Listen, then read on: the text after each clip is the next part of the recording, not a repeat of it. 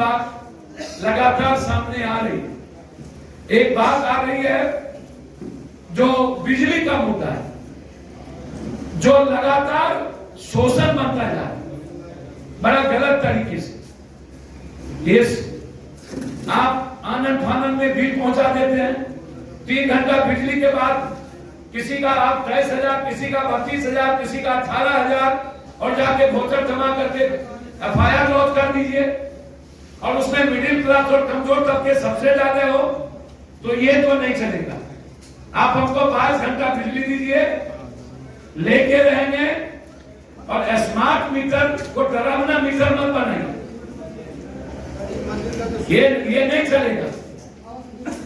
दूसरी चीज यहाँ के MVI लगातार शोषण कर रहे हैं। यहाँ के ट्रैक्टर 40,000, 39,000 बिना किसी चीजों के, इतना बड़ा चोरी, एक्सप्लॉयटेशन, इतना बड़ा मनमानी कि ट्रैक्टर भेज दो, ट्रैक्टर नहीं चलेगी। एक व्यक्ति के द्वारा जब तक नहीं कहा जाएगा वसूली, तब तक तुम्हारा ट्रैक्टर नहीं आएगा। 5,000 रुपया का वोचर जमा कर दो, जो 5,000 जमा करेगा तब ट्रैक्टर जाएगा। और ये MVI के पदाधिकारी मनमानी कर रहे हैं। मेरा सख्त आग्रह है कि ट्रैक्टर के कागज का आप नोटिस दीजिए।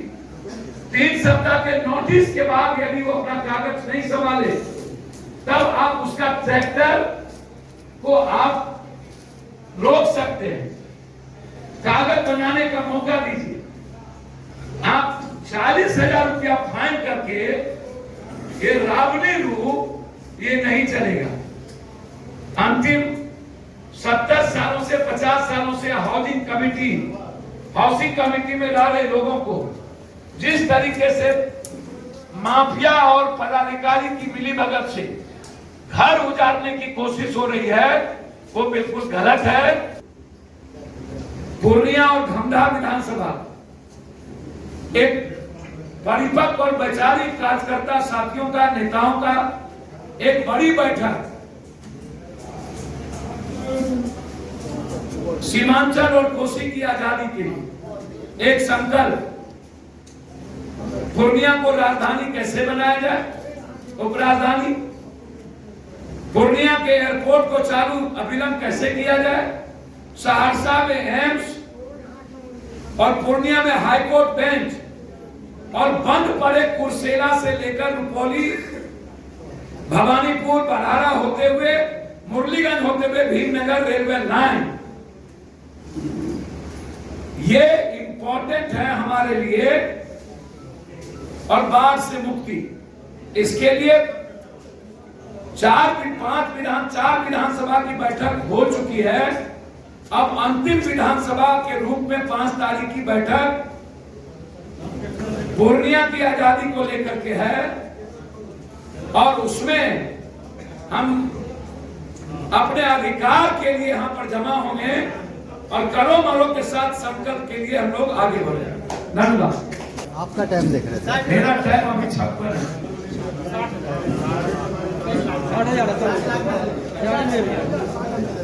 7 लाख है नहीं।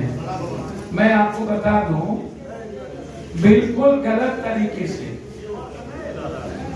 जिस तरीके से टीचर बहाली की बात हो रही है, जिसमें लगातार आर्थिक शोषण, फिर उसी तरीके से जिस तरीके से बिना किसी सुविधा के, ना रूम, ना फैकल्टी टीचर, ना ही टेक्नीशियन, ना ही लैब, और बच्चों को जिस तरीके से नाम काटने की बात सामने आई, यही मानसिकता है जिसके बारे में हमारे राज्यसभा के MP मनोज जी लिखते हैं कि कमजोर, दलित, वंचित बच्चों का नाम,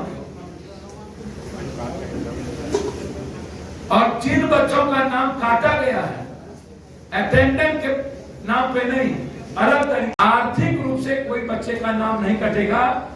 पप्पू यादव पिता के रूप में उसकी भूमिका निभाएगी।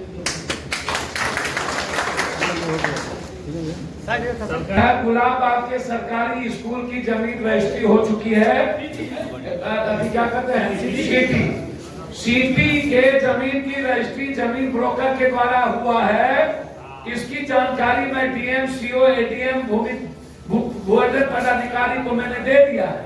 इसके लिए लिखूंगा भी और रेवेन्यू मिनिस्टर से बात करूंगा। एजुकेशन मिनिस्टर के नॉलेज में मैं यह बात कहूंगा एजुकेशन। और मैं के पाठक से उम्मीद करता हूं कि जो स्कूल का जमीन अधिग्रहण हुआ है उसको बचाने का प्रयास करिए।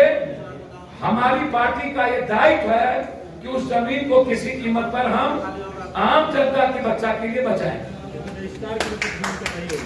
निश्चित रूप से रजिस्ट्रार की भूमिका है, जिनकी भी भूमिका रहेगी उसको हम छोड़ेंगे। ठीक है, अपना जा चिंता छोड़ दो, जा हमारी जिम्मेदारी।